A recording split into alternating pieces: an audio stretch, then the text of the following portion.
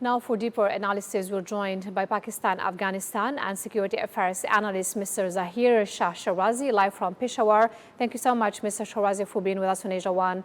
Now, the Afghanistan Freedom Front claims it launched a major coordinated offensive in Badakhshan, while the Taliban says it successfully repelled the attack. How do you assess these clashes, and what do they reveal about the current security situation in Afghanistan?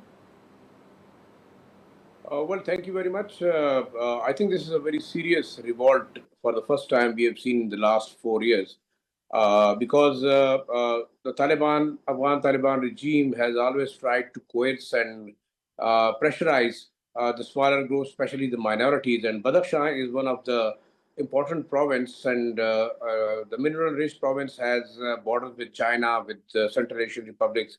Even it is linked to Pakistan through Wakhan Belt. So it is key to the economy of Afghanistan overall. Dawood Naji, the chief of the Afghan Freedom Front, who is leading this revolt in Badakhshan, two important districts like Darem and Ebek, they have been taken over. This is what the claim is coming from different sources, and the independent sources have also confirmed that more than 20 Afghan Taliban have been killed, and a key commander, Maulvi Faratullah, along with three other key border commanders, they have been killed, and the Afghan Taliban fighters are on the run. So this is a very serious issue. Earlier, we have also seen that another key commander, Juma Khan Fateh, he was one of the key commanders who revolted against the Afghan Taliban because of their atrocities and their hardline policies towards non-Pashtun or the non-Taliban living in Afghanistan. So that was also a very serious issue. And after that, we have seen Aliakat Malang. He is also one of the key commanders who has revolted. So I think Badakhshan and Herat are two important provinces which earlier had seen a similar revolt in the last regime of Afghan Taliban when Mullah Umar was ruling Afghanistan. So I think it would be very serious if Badakhshan is taken over by the opposition fighters. That would be a serious blow to the Afghan Taliban regime, which are already teetering, and there are internal differences among them. If anti-Taliban resistance groups are able to sustain such operations, could this mark maybe the beginning of a more organized armed challenge to Taliban rule, particularly in northern Afghanistan?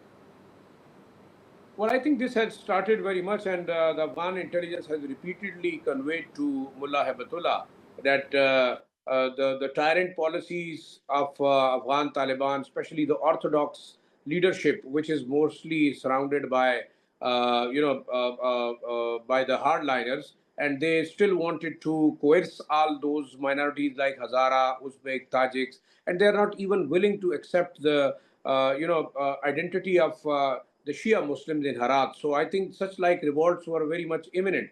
And about these such issues, the own Taliban fighters like Mullah Sirajuddin Haqqani, he has also conveyed his concern that we cannot rule Afghanistan by force. Mullah Yaqub, he was also likely to leave the Afghan Taliban regime. But actually, when Pakistan and Afghan Taliban troops clashed, that was the point where they stood by Mullah Hibatullah, because there were also intelligence reports that perhaps these Sirajuddin Haqqani and Mullah Yaqub was conniving with Pakistan. So because of, you can say, for the sake of their honor, they stood by Mullah Hibatullah. But at this stage, things are very, very serious because more than 26 armed groups, they are operating from Afghanistan soil. They are threatening Pakistan's sovereignty. They are also threatening the Central Asian republics. China is unhappy with them. Russia is unhappy with them. Even Tajikistan has conveyed their concern. Saudi Arabia has given list of those Al-Qaeda fighters which are having safe havens in Afghanistan, and they are a serious threat. So I think multiple fronts are there for Afghan Taliban regime, which are now concentrated only to Kandahar. And there are also reports that because of the fear of revolt, Afghan Taliban supreme leader has formed his own very important Hebati squad of the hardline and very close Taliban fighters, which are like about 800 to 1,000 in number, and their only job is to protect Mullah Hibatullah and the key Afghan Taliban commanders who, at this stage, feel that they are ruling Afghanistan. So, Badakhshan is a strategically important province bordering Tajikistan, China, and is also close to Pakistan's region. How could continued instability there affect regional security and cross-border dynamics? Well, I think, but important because it's a mineral-rich province of Afghanistan. There are gold mines. It has very strategic links to the Central Asian republics as well as China.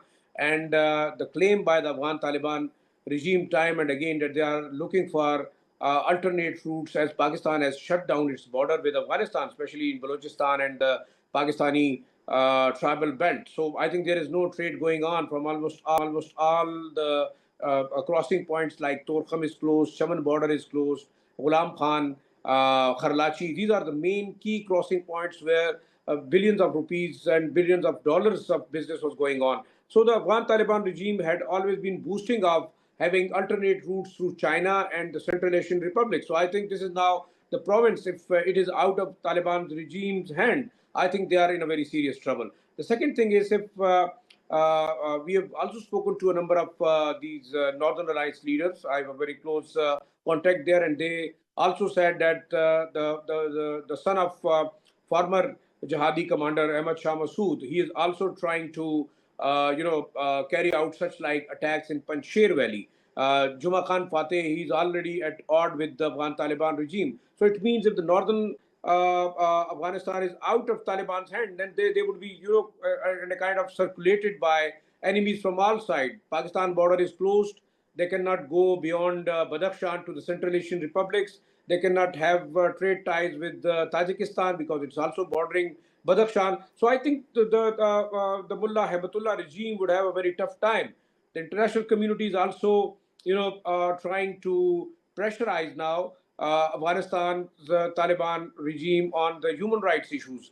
Now we have reports that an international organization is trying to move to International Court of Justice on the women issues and their rights. The Australian government has also asked to support them.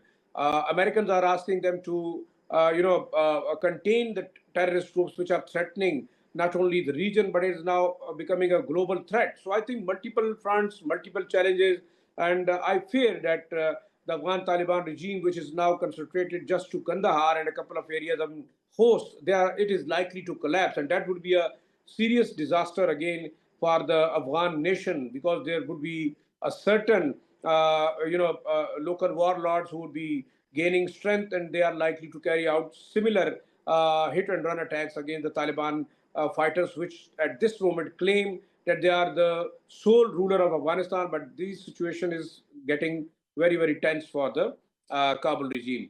Mr. Sherazi, thank you so much for being with us on Asia One.